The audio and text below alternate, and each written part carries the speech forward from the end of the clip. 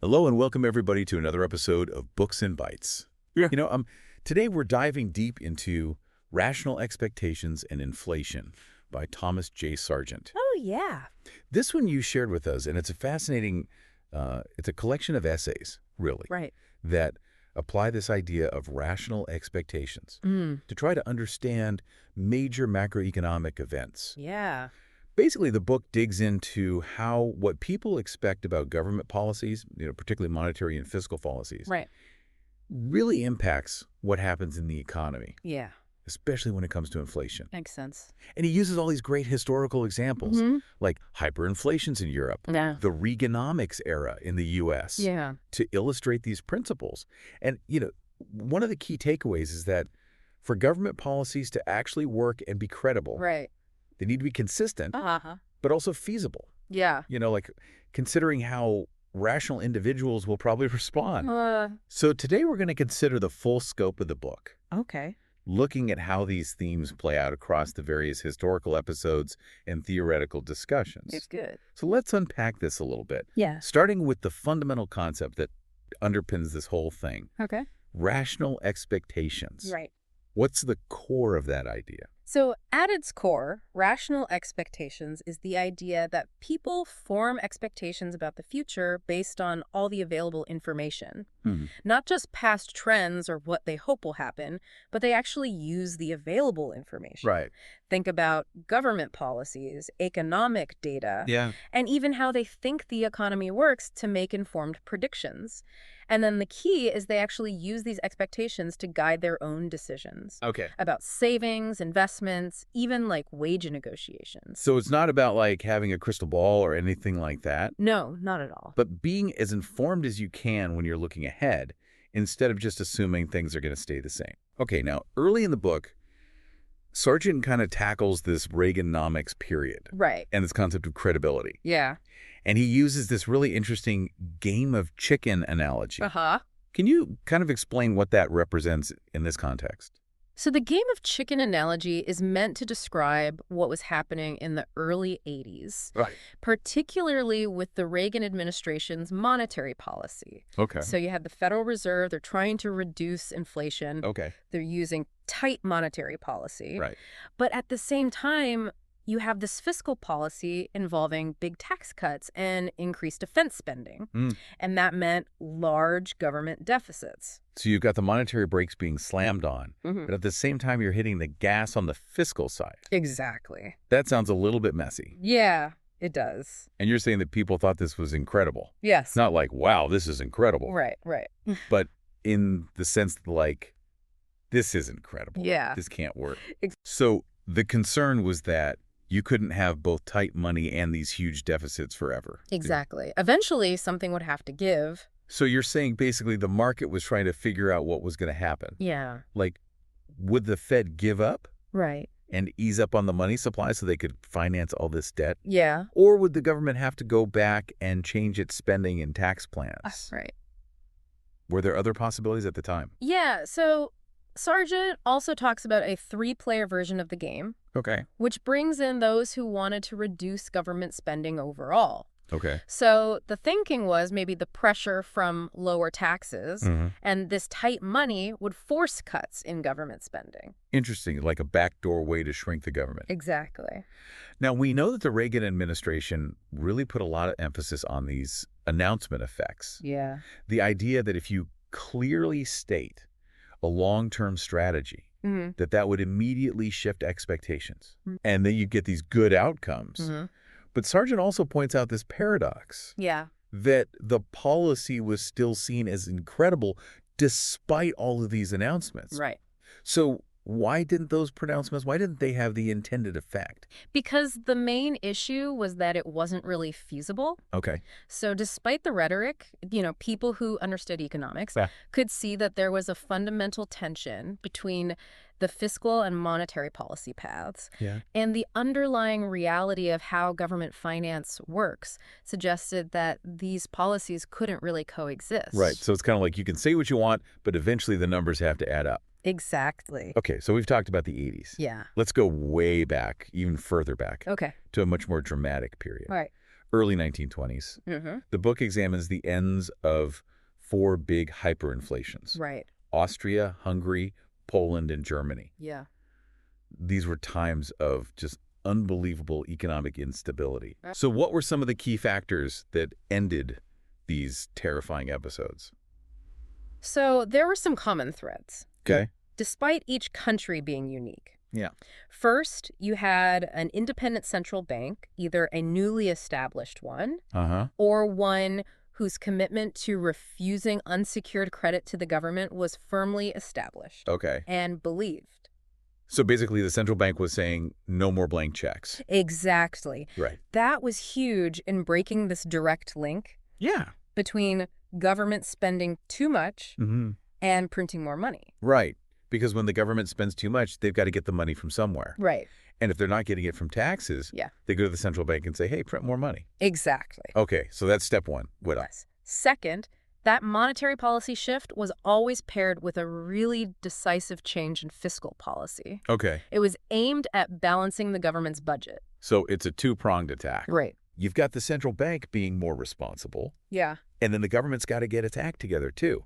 Exactly. And this involved concrete measures. It did. Like raising taxes. Yeah. Cutting spending. Right. And just being more efficient about collecting taxes in the first place. Absolutely. So it sounds like a pretty comprehensive approach. It was. Now, Sargent makes another interesting point. He says that these stabilizations, they often happened really fast. Yeah, they did. It wasn't like this long, drawn-out thing. It's like, boom, all of a sudden things are better. Exactly. Why was that? Often a key factor was restoring, or almost restoring, the currency's convertibility to something tangible, like gold, or the U.S. dollar. Right, so you're pegging your currency to something real that people believe in. Right. And that acts as this really powerful signal. It does. That the government's committed to having a stable currency. Exactly. Now, one thing that I found surprising in the book is that in these hyperinflations, the amount of currency in circulation, it often actually increased after things stabilized. It's counterintuitive, isn't it? It really is. It seems like the opposite of what should happen. Right. How do you explain that? So the key here is to look at what's backing that currency. Okay.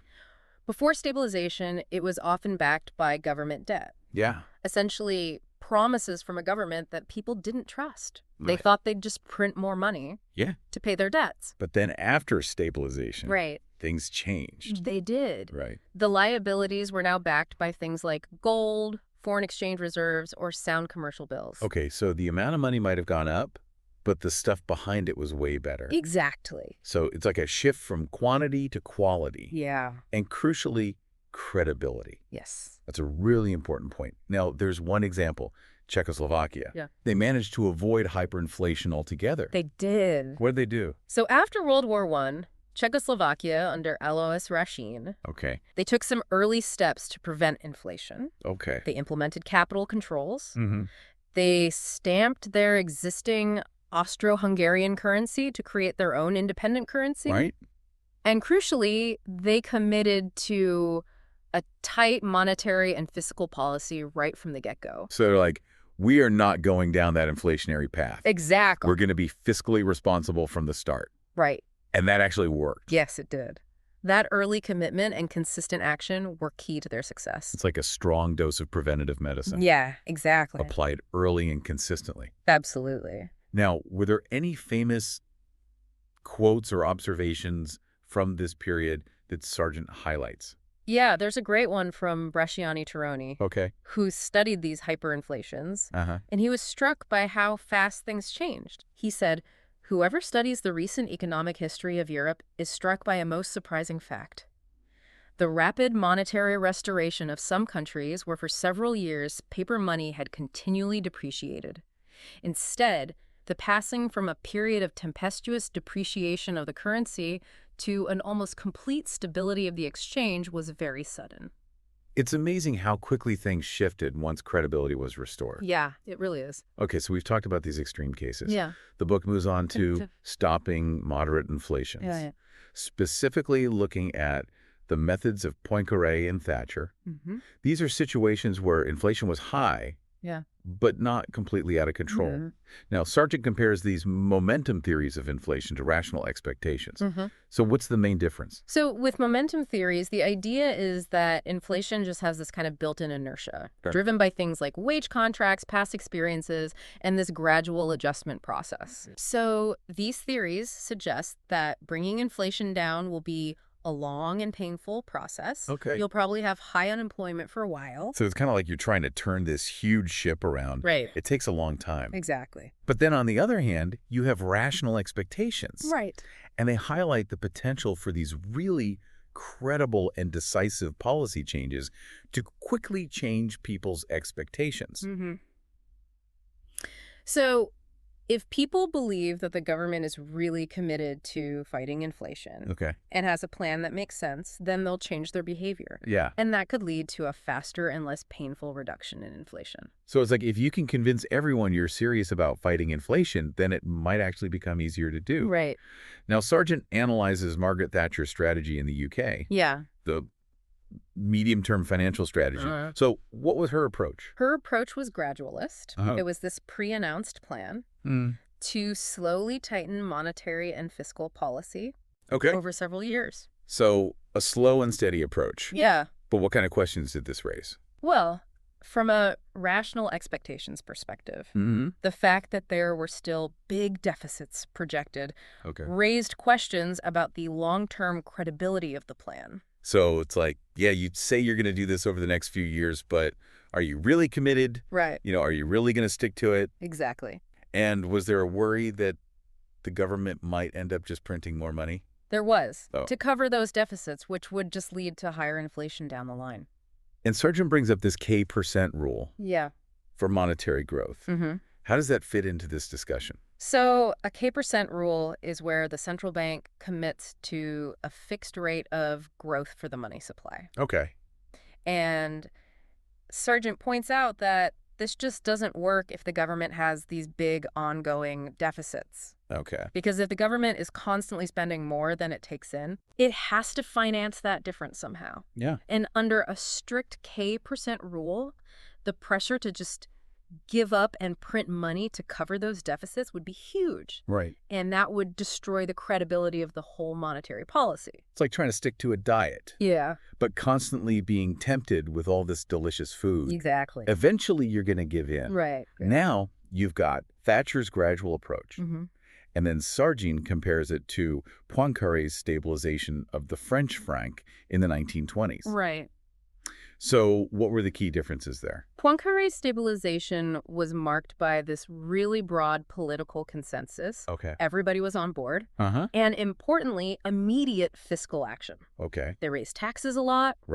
And they cut spending significantly. So they were really serious about getting the budget in order. They were. And that sent a strong signal that they were committed to monetary stability.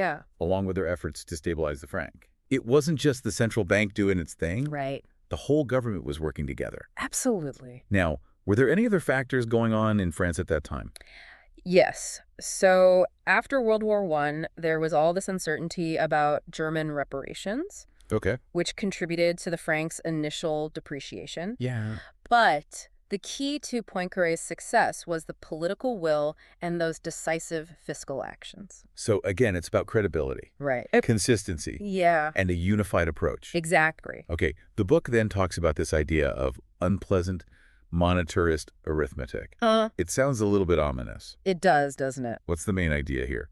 So unpleasant monetarist arithmetic says that if you have a fixed path of government deficits and you try to tighten monetary policy today, you're going to end up with higher inflation in the future. Wait, so you're saying that tighter money now leads to more inflation later?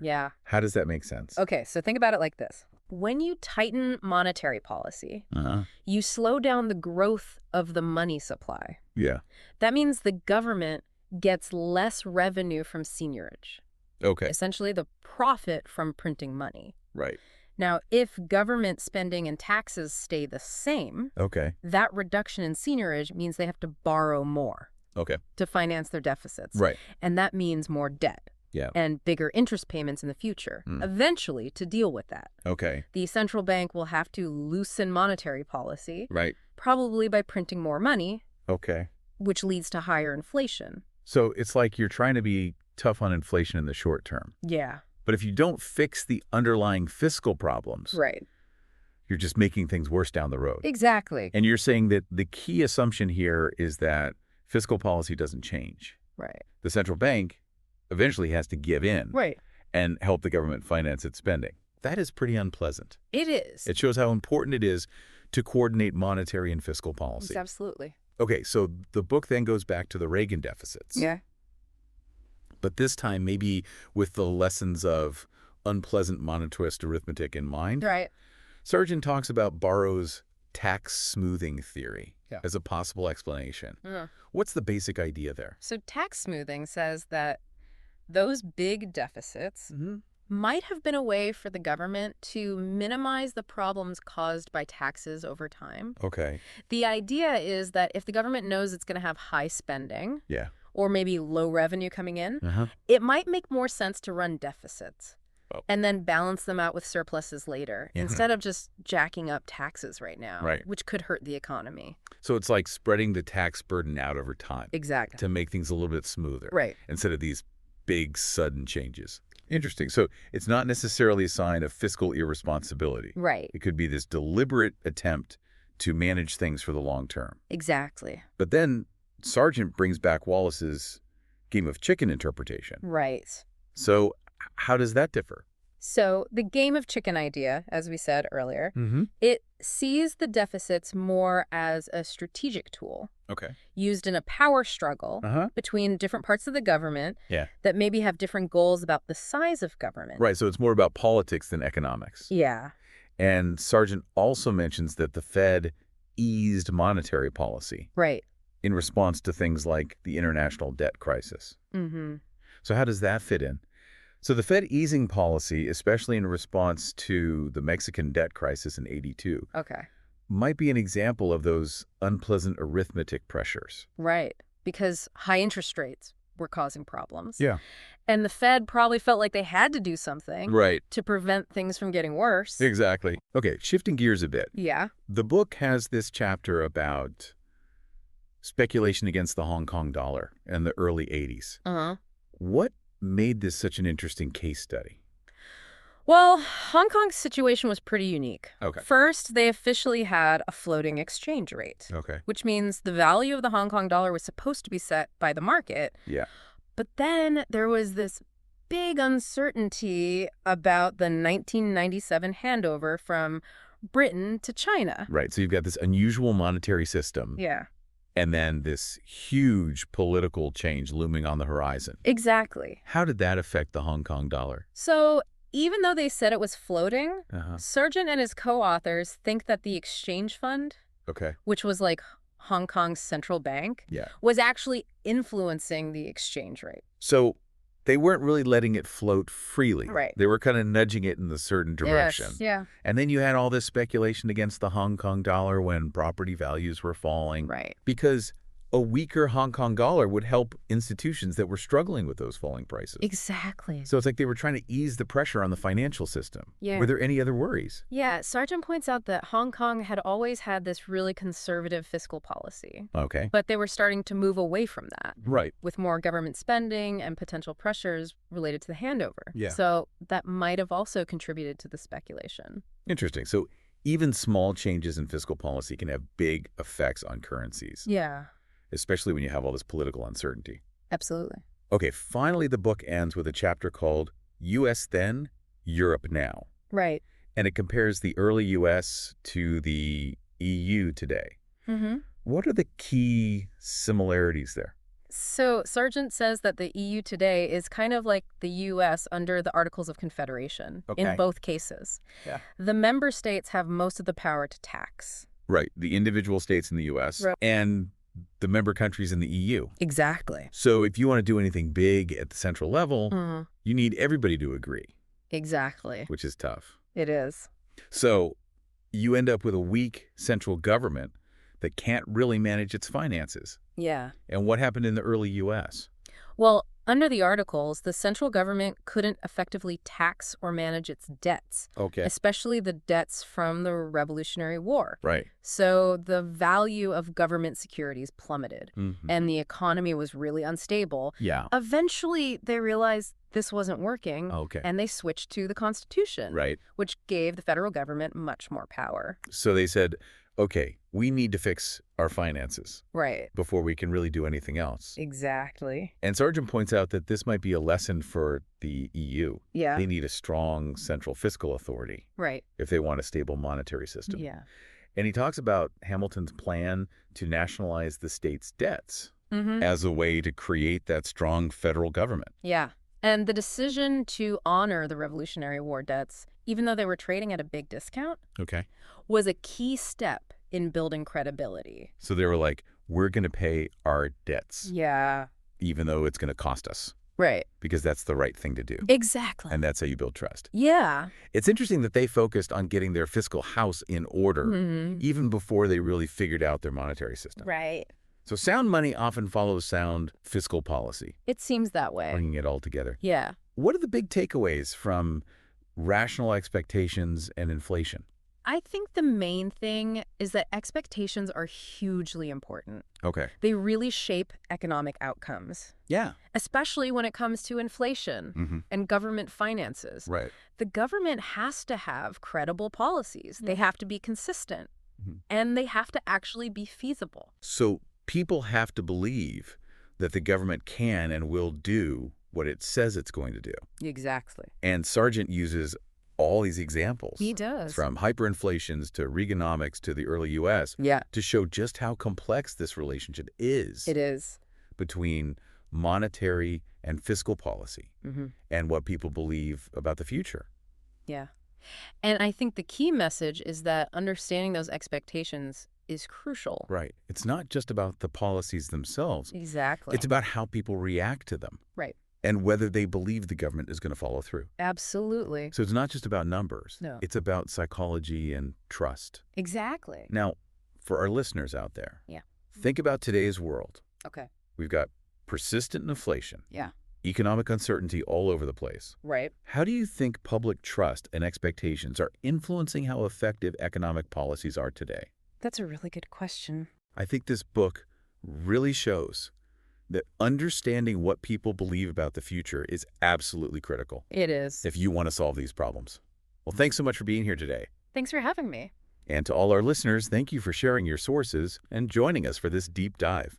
We'll see you next time on Books and Bytes.